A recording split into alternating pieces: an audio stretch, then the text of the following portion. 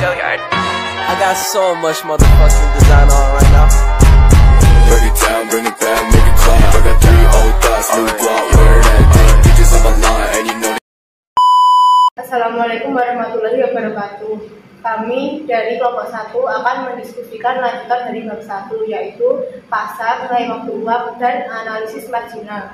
Perkenalkan, nama saya Daresana Ahmadi, NIM 2203102194. Saya Cindy Fitra dengan NIM 2203102204. Saya Mus Rahmat Taufik, NIM 2203102186. Saya Mariska Nurhasana dengan NIM 2203102180. Saya Erlin Sucidia Sari, NIM 2203102261. Untuk yang pertama, memahami pasar. Secara khusus, penting untuk mengingat bahwa ada 2 sisi dari setiap transaksi di pasar. Untuk tiap pembeli suatu barang pasti ada penjualnya. Hasil akhir dari proses pasar kemudian tergantung pada kekuatan relatif dari pembeli dan penjual di pasar. Kekuatan atau daya tawar dari konsumen dan produsen di pasar dibatasi oleh beberapa sumber persaingan yang ada di dalam transaksi ekonomi. Persaingan konsumen-produsen, persaingan konsumen-konsumen, dan persaingan produsen-produsen. Untuk yang pertama, persaingan konsumen-produsen. Persaingan konsumen-produsen terjadi karena kepentingan yang bertentangan antara konsumen dan produsen. Konsumen mencoba untuk menegosiasikan atau mencari harga murah, sedangkan produsen mencoba menegosiasikan harga mahal. Untuk yang kedua, persaingan konsumen-konsumen. Secara sumber kedua, persaingan yang membentuk proses pasar terjadi di antara konsumen. Persaingan konsumen-konsumen mengurangi kekuatan negosiasi dari konsumen di pasar. Persaingan ini muncul karena doktrin ekonomi dari kelangkaan. Untuk yang ketiga, persaingan produsen-produsen. Sumber ketiga dari persaingan di pasar adalah persaingan produsen-produsen. Tidak seperti bentuk-bentuk lain dari persaingan, alat yang mendisiplinkan ini berfungsi hanya ketika banyak penjual dari suatu barang bersaing di pasar. Dengan langkahnya konsumen, produsen bersaing satu sama lain atas hak untuk melayani konsumen yang tersedia. Yang keempat, pemerintah dan pasar. Ketika agen dari sisi lain pasar mendapati dirinya dirugikan dalam proses pasar, mereka sering mencoba melibatkan pemerintah untuk campur tangan demi kepentingannya. Contohnya, pasar untuk listrik di kebanyakan kota biasanya memiliki pemasok lokal tunggal, sehingga tidak ada persaingan produsen-produsen. Yang selanjutnya, mengenali nilai waktu dan uang. Di dalam kondisi ini, penting untuk menyadari bahwa $1 hari ini lebih berharga daripada $1 yang diterima di masa depan.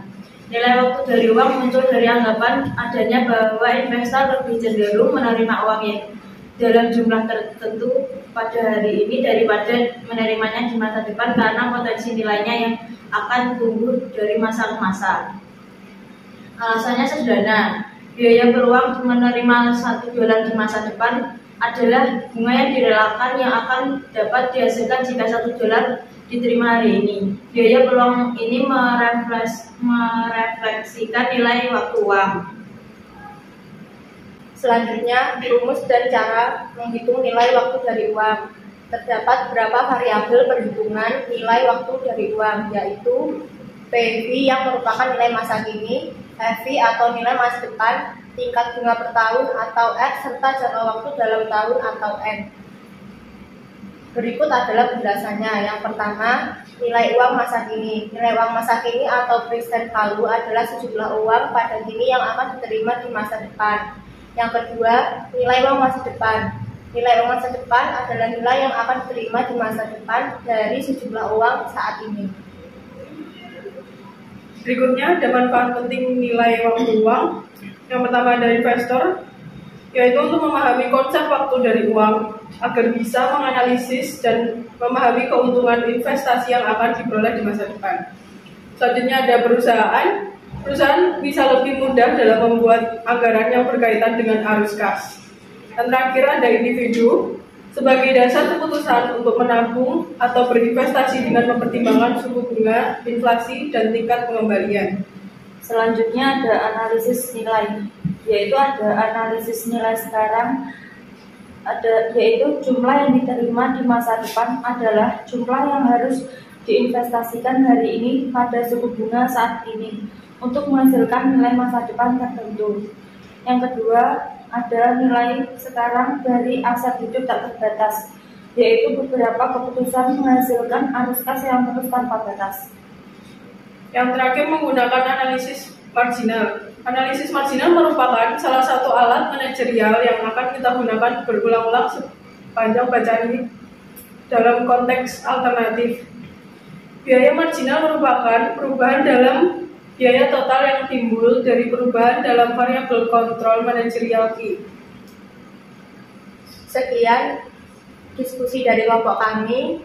Bila ada salah mohon maaf. Wassalamualaikum warahmatullahi wabarakatuh.